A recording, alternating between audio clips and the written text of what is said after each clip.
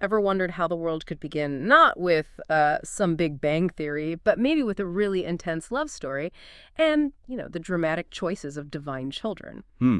Welcome to the deep dive. Today we're getting into the really rich world of Maori mythology. We're using the article Maori Mythology, Full Story of the Gods as our guide here. Yeah, and it's a great guide. It's not just like a list of old stories. It really paints a picture of the core beliefs behind Maori spirituality, their ethics, their connection to nature. It's a whole way of seeing things, really. Absolutely. So our mission for you today is to kind of navigate this whole complex picture, pull out the really key ideas, maybe some surprising bits, without getting totally lost in the detail. Sound good? Sounds great. Where should we start? The beginning seems logical. Let's do it. The beginning. Okay, so in the Maori view, creation starts with this incredible closeness.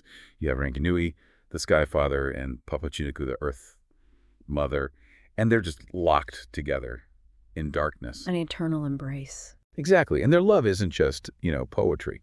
It's the source, the actual source of everything. What's interesting is that this first act, the separation that follows, isn't neat. It's painful. Necessary, but painful. Right. Setting a tone of connection and maybe even loss from the very start. That feels different from some other creation stories. It does. It's not always a detached creator figure. Here, it's deeply personal, deeply connected. And from this close connection, their children were born. Divine children. Many divine children, yes.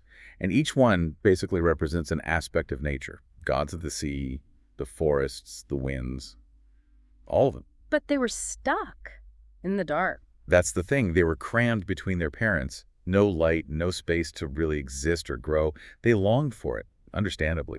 So they needed a plan. They did. Several of them thought about how to separate Rani and Papa, but it was Tāne, who becomes the god of forests, who actually managed it. And the article mentions how he did it. It wasn't exactly gentle persuasion, was it? No, not at all. It took immense strength. He essentially pushed Ranginui up, way up, to become the sky we see. And pushed Papatuanuku down. Pressed her down to form the earth. He was driven by that need for light and space. But yeah, there's a huge emotional cost. Because they were still connected, still in love, even though they were forced apart. Precisely. And that sorrow, that longing, it's still visible. The article mentions Range's tears falling as rain. And Papa's sighs rising as mist from the land. That's beautiful.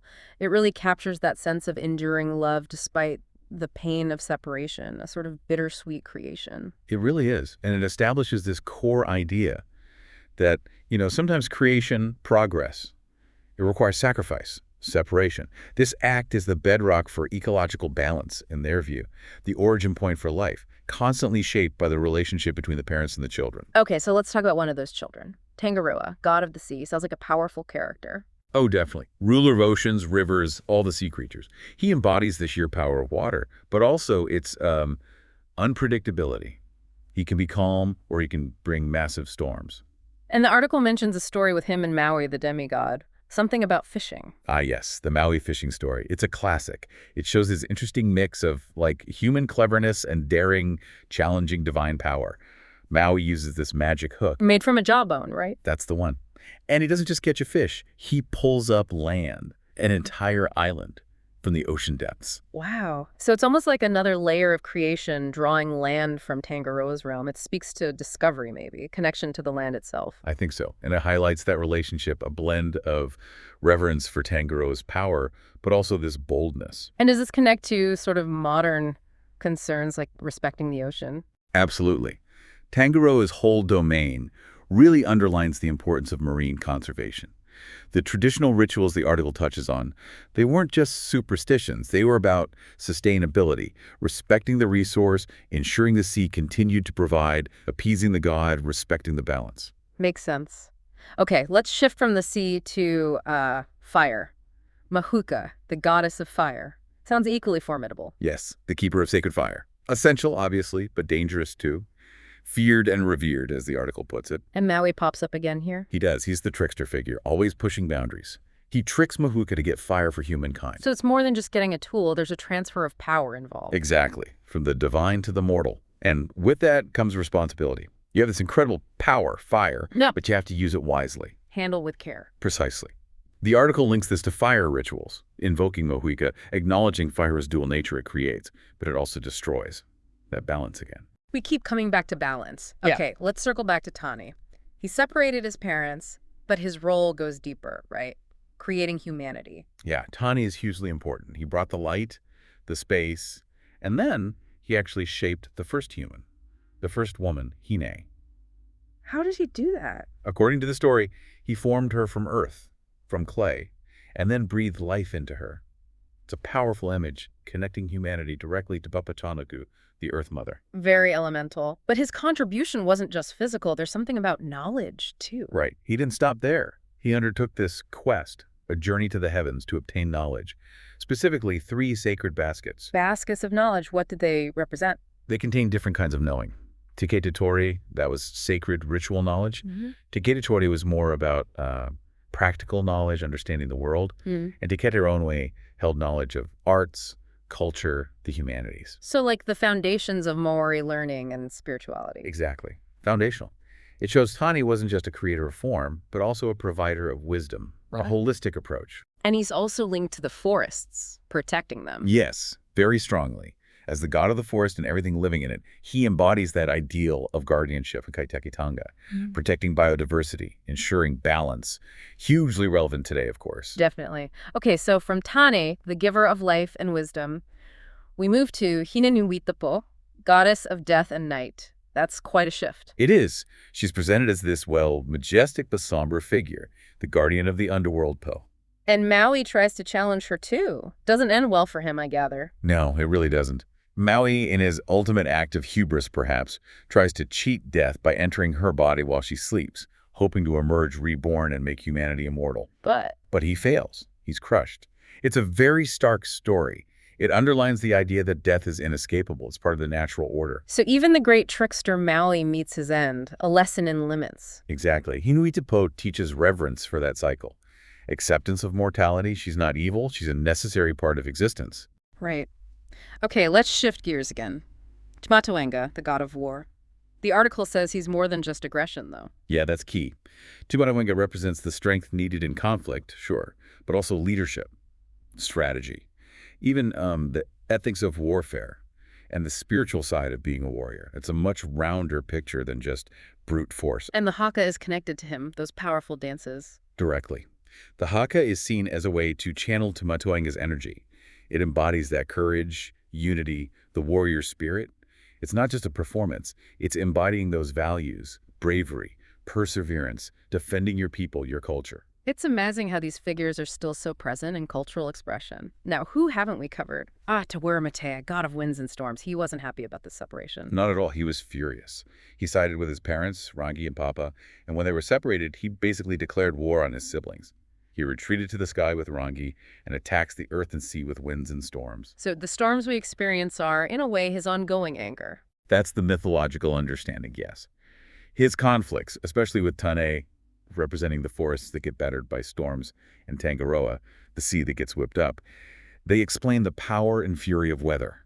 It gives emotion to the elements. It really does personalize those forces. It's not just weather, it's divine conflict. Right. And it shows that even these, well, destructive forces have a place. They're part of the sacred whole, part of the balance stemming from that original grief. Okay. And then there's one more deeply connected to the earth. Ruaumoko. Earthquakes and volcanoes. Yes, Ruaumoko. He's unique because he wasn't actually born in the same way. He remained in Papatuanuku's womb. Still inside the Earth Mother. Exactly. So he's intrinsically linked to her power, the Earth's geothermal and seismic energy. His movements, the earthquakes, the volcanic eruptions, they're seen as his stirrings within her. Wow. So again, devastating power, but necessary for renewal. That's the idea. It's nature's power. It can destroy, but it's also part of change, creation, the earth renewing itself. It really reinforces that the earth is alive. Ruaumoko is its pulse, its tremors. A living entity. Okay, we've covered some powerful forces. What about the sun? Tama-nui-te-rā. Ah, the sun god. Absolutely vital. Bringer of light, warmth, the seasons, everything needed for life to thrive. His symbolism seems pretty clear: growth, harvests. Yes, growth, harvest, rebirth. But interestingly, the article also mentions his cosmic cycle with Hine-nui-te-pō, the goddess of death. It shows that balance again, day and night, life and death, light and dark. They're intertwined. And his journey across the sky sets the rhythm for life. Definitely. His movement is the basis for the Maori calendar, for telling time, figuring out when to plant, when to harvest, when to hold ceremonies. He dictates the tempo. Right. One last figure to touch on. Whiro, god of darkness and evil. Or is it more complex? It's definitely more complex. He gets a bad rap sometimes. He is associated with darkness, disease, misfortune, the things people fear. But the article frames him less as purely evil and more as, well, a necessary counterbalance. Counterbalance to what? To light and order. Exactly. He represents the unseen, the difficult parts of life. He guards the underworld, in a sense, preventing total chaos. Yeah. It's not good versus evil in a simple way, but that duality again. Light needs dark, creation needs destruction, order needs a bit of chaos to define it. So another layer of balance. This whole system seems incredibly interwoven. It really is. You can see how the mythology isn't just stories. It's like a curriculum for life. It teaches morality, ecology, cosmology, all woven together. Yeah, the balance of forces, that deep respect for nature where everything is considered kin, the importance of ancestral wisdom passed down. And the human values highlighted bravery, wisdom, humility, resilience. It's all in there. So just to wrap this up for you listening, we've journeyed from that primal embrace of Rangi and Papa, through their separation, met key gods like Tangaroa of the sea, Mahuika fire, Tāne the creator, Hine-nui-te-pō of the underworld, and seen how they all fit into this grand, balanced system. Hopefully this deep dive gives you a good handle on this complex worldview, some neat insights without feeling overwhelmed. Definitely. And what strikes me is how relevant it all still feels. This deep understanding of interconnectedness. It makes you wonder, doesn't it? Wonder what? Well, considering this intricate web, this view of gods and nature all linked, how might really understanding of that kind of interconnectedness change how we relate to the world around us today? That's a really powerful thought to leave things on. There's clearly so much depth here. Thanks for joining us on this deep dive.